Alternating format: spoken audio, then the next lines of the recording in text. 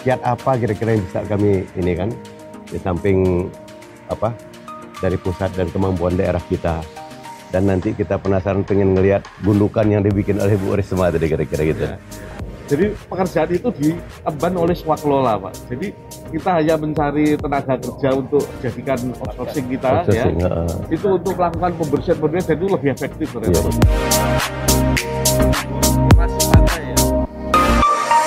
Hasil galiannya itu kita bawa ke sini, kita tumpuk terus sampai penuh.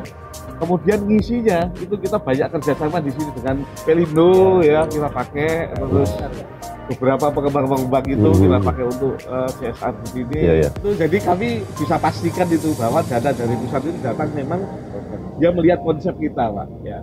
Di mana konsep itu mungkin dia melihat bahwa kita sudah cukup berusaha ya dengan cara swaklola segala macam. Berarti ini bantuan benar-benar penting gitu. Makanya Pak Wali sebelum menata dulu di sini itu juga pendekatan ke teman-teman nelayan yang dulu ya, dikumpulkan di wilayah utara sini, Pak.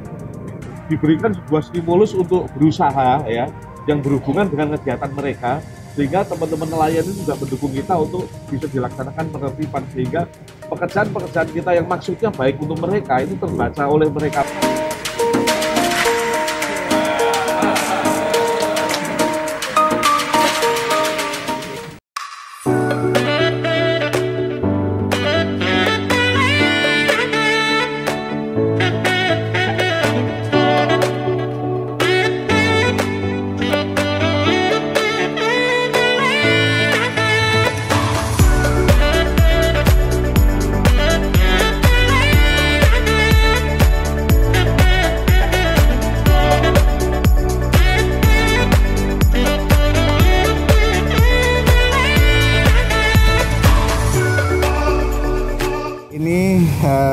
Insya Allah ada beberapa hal yang dicanangkan oleh Pak Bupati untuk Bangka Barat ke depan. Makanya sebelum kita memulai, Pak Bupati ngajak kita untuk melihat beberapa percontohan, salah satunya di Surabaya ini.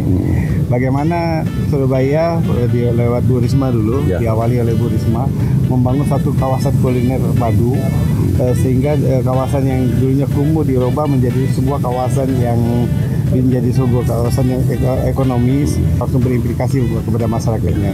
Terus bicara juga tentang reklamasi, berkenan juga kita punya rencana seperti itu ke depannya, membuat sebuah kawasan yang dulunya kumuh menjadi sebuah kawasan ekonomi yang lebih baik lagi. Dan insya Allah apa-apa yang kita pelajari dari Surabaya ini dalam waktu dekat akan kita lakukan di Bangka Barat dengan inovasi-inovasi yang lebih baik lagi. Kebetulan Bangka Barat itu banyaklah daerah pesisir. Dan pusat kotanya, Mentok itu sendiri adalah dekat pesisir. Kita tidak mau kesan kumuh ya. Jadi tidak dengan menggeser, tapi dengan reklamasi lah salah satu cara yang bisa kita lakukan. Di padan-padainya, karena potensi di Bangka Barat pasirnya sudah putih ya kan. Tinggal kita angkat ke atas, kemudian inilah yang kita pelajari dengan adanya bendungan Bu Risma ini, mudah-mudahan nanti bisa kita terapkan di Bangka Barat, khususnya di Mentok kita. Mangrove dengan Pak PJ kemarin kan ingin menanam mangrove kan sepanjang itu kan, sepanjang 1 kilometer, kemudian kita reklamasi nanti mudah-mudahan jadi yang hari ini kumuh, maka nanti suatu saat masyarakat yang ada di pesisir pantai itu bisa menjadi penguasa pantainya, justru tinggal pemukimannya yang indah asri kan.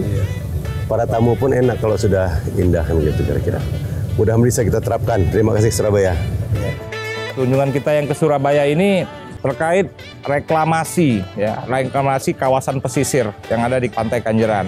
Nah, reklamasi Pantai Kanjeran ini sangat identik dengan yang ada di Pantai Pelabuhan Mentok Lama ya. Karena di situ ada kawasan kumuh dan pasar. Nah, kawasan kumuh hari ini memang sama seperti Pantai Kanjeran tadi. Mereka pesisirnya adalah kawasan kumuh, tapi tidak semua kawasan kumuh yang mereka miliki itu bisa menjadi nol ya. Artinya persentase kawasan kumuh mereka itu saya lihat tadi masih tetap ada, tetapi jauh lebih baik dari sebelumnya existing. Mungkin sekitar 50% lebih baik.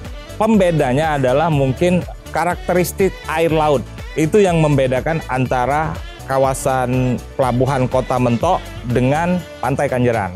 Kalau Pantai Kanjeran itu relatif airnya itu tenang. Saya lihat di maps itu berada di Selat Madura ya, dia tertahan oleh Selat Madura. Beda dengan kita yang agak jauh dari ujung Sumatera. Jadi tipikal ombak kita jauh lebih besar.